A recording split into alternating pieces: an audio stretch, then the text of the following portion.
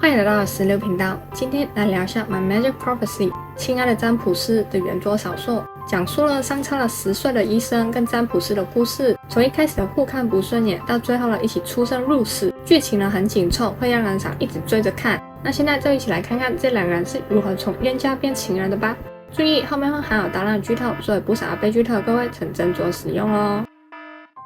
首先简单介绍一下两位主角，共同名字叫 Top，32 岁，专攻糖尿病的内科医生，讲话呢直白，很容易就伤害到别人，不相信占卜，觉得那都是骗人的东西。事后名字叫 In，22 岁，刚大学毕业，在 YouTube 经营着一个将近30万追踪的占卜频道，从15岁起呢就有预知未来的能力。故事一开始，颖呢去闺蜜家帮忙做占卜，过程中她闺蜜的哥哥呢刚好出现，而那个人就是她。当知道颖呢是占卜师的时候，塔巴就是直接摆臭脸，颖呢当然很不爽。但这个时候，颖的脑中却突然闪过一些片段，她看到塔巴不久后上面呢会受到威胁，颖呢预言塔巴1个月后在工作的时候会出意外，叫塔巴要额外小心。但塔巴当然是不相信，还鄙视的说颖呢在胡说八道。2个礼拜后，塔巴工作医院呢接到了一个危在旦夕的女病人，塔巴的大学好友就请塔巴帮忙确认一下病人的资料。资料一翻，塔巴就觉得不对劲，怀疑了这位女病人是差点被谋杀，所以塔巴就多伤了点心。没多久后，塔巴就偷听到女病人的老公呢正在计划要杀掉女病人。塔巴很快就告诉了在当警察的朋友，警察朋友也请塔巴所在医院合作，在找到更多确实的证据之前呢，要保护好女病人。但塔巴没有留意到的是，当她在偷听女病人老公讲话的时候，女病人的老公呢已经看到了塔巴，并且盯上了她。之后塔巴就频频的发生意外，不是出车祸就是被陌生人用剪刀攻击，有次塔巴差点就要被一台车撞了，颖呢刚好路过救下了塔，但颖的手却因此受伤了。然而塔巴还是没有给颖的好脸色，颖呢整个大傻眼，完全不想跟塔巴再有任何来往。不过因为塔巴真的出过太多次意外了，不管是在工作的地方还是在家里附近，很明显塔巴已经被盯上了。他的警察朋友就要塔巴先找一个地方躲一下，毕竟塔巴也算是重要的证人。而塔的妹妹就是颖的闺蜜嘛，颖呢刚好要到乡下生活一段时间，所以颖的闺蜜就请求颖带上塔。颖呢虽然不愿意，但也不想要对闺蜜的哥哥坚持不救，所以颖只好带着塔巴一起到了乡下生活。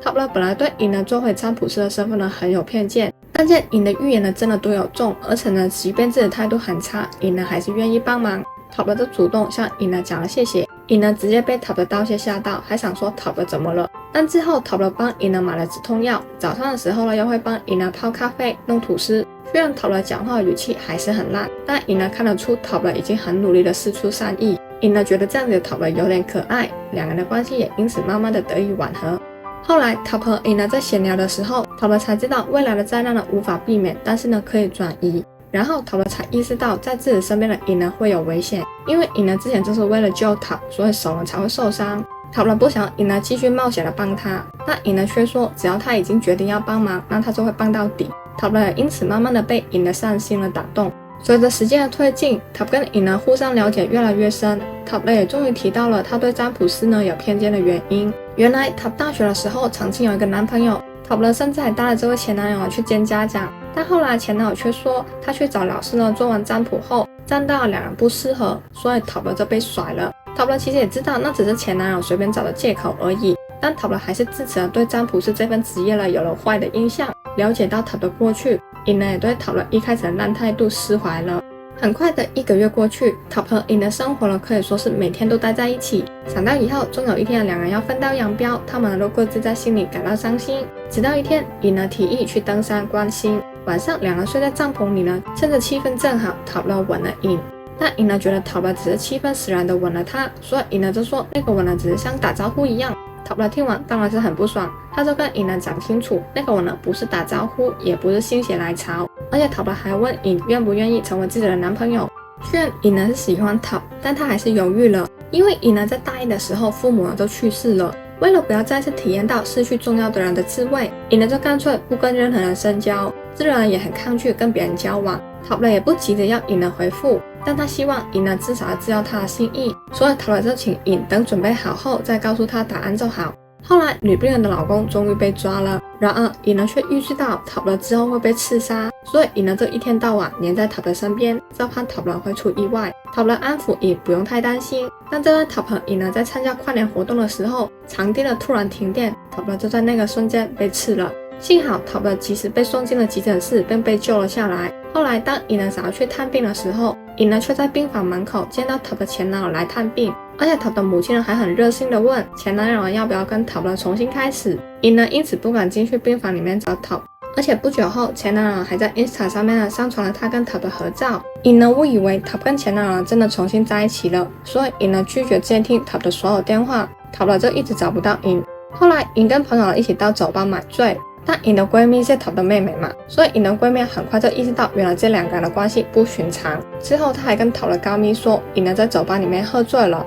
塔就赶到酒吧把尹呢接走。隔天尹醒来，塔就向尹解释自己跟前男友真的什么都没有， Insta 的照片也只是前男友的擅自上传的。塔解开误会后再次的请尹呢当自己的男朋友，尹呢当然是开心的答应了。至于之前刺杀塔的幕后黑手呢，后来被查到是塔的大学好友请人去刺杀塔，因为他嫉妒塔的能力，觉得自己在塔的旁边永远只能当个第2名，加上塔平常讲话又真的有点难听，多年的恩怨累积下来，塔这位大学好友就对塔动了杀机，但最后都是刺杀不成，而且没多久后他就出了车祸，成了植物人。后来塔当上了医院的副院长，工作变得非常忙碌。当所有事情告一段落后，塔和尹去拜祭了尹的父母，在墓碑前，塔请尹的父母祝福他们两个，并向尹求了婚。在父母的见证上，最终尹答应了塔的求婚，完美撒花。